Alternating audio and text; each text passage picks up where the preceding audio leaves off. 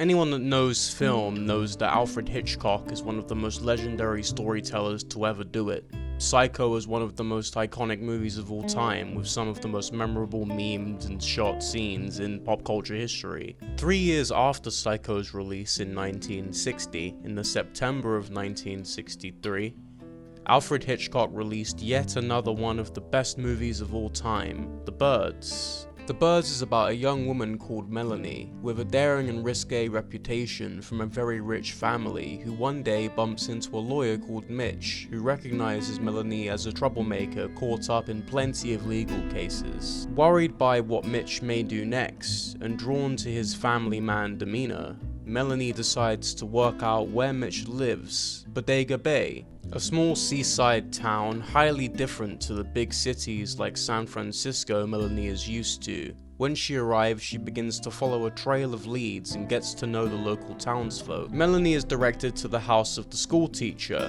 who lives at the top of town. The school teacher is not at all surprised when Melanie says that she is looking for Mitch, as it is later learned that the school teacher herself had a relationship with Mitch and moved to Bodega Bay just to be closer to him. No longer together, the school teacher speaks about how she still has this love for Mitch even though they're no longer intimate. The attraction to Mitch brings two of the main cast to Bodega Bay and lets the audience slowly understand the environment Melanie finds herself in. One where she might be entangled with Mitch's romantic espionage if she stays a second longer. The use of wide shots as Melanie drives a small boat across the bay and the use of pacing slowly ease the audience into the next setting, which is Mitch's house. Or at least Melanie leaves a letter for Mitch's sister and the lovebirds Mitch's younger sister wanted for her birthday.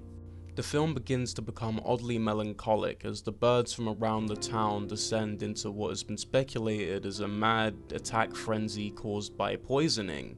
When Melanie is invited to Mitch's sister's party, the birds become enraged and start to attack the children. This turn of events is not at all the last of the birds, and the birds themselves become a device in order to push characters together in certain situations in order for more character-to-character relationship development. This being an old movie, there is a lot more dialogue and less action than your modern flick, so it's not surprising that the main focus is on character development and the clashing of characters rather than what's keeping them together.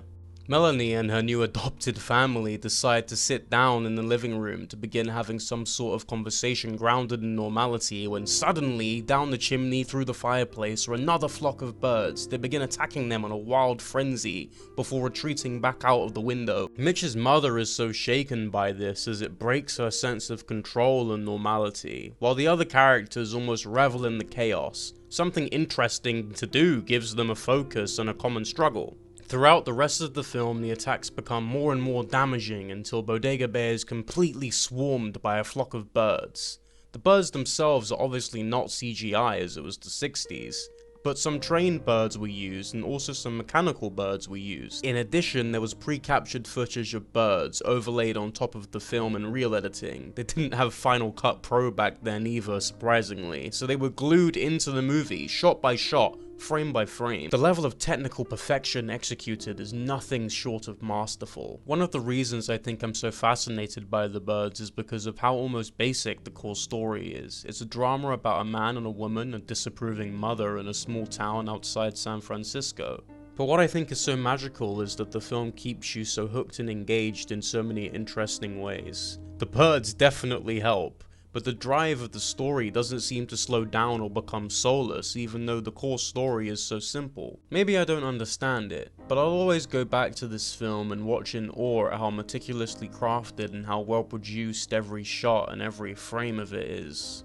I hope you enjoyed this video. If you did, leave a like and maybe subscribe if you like what I do here. Anyways, I'll catch you next time.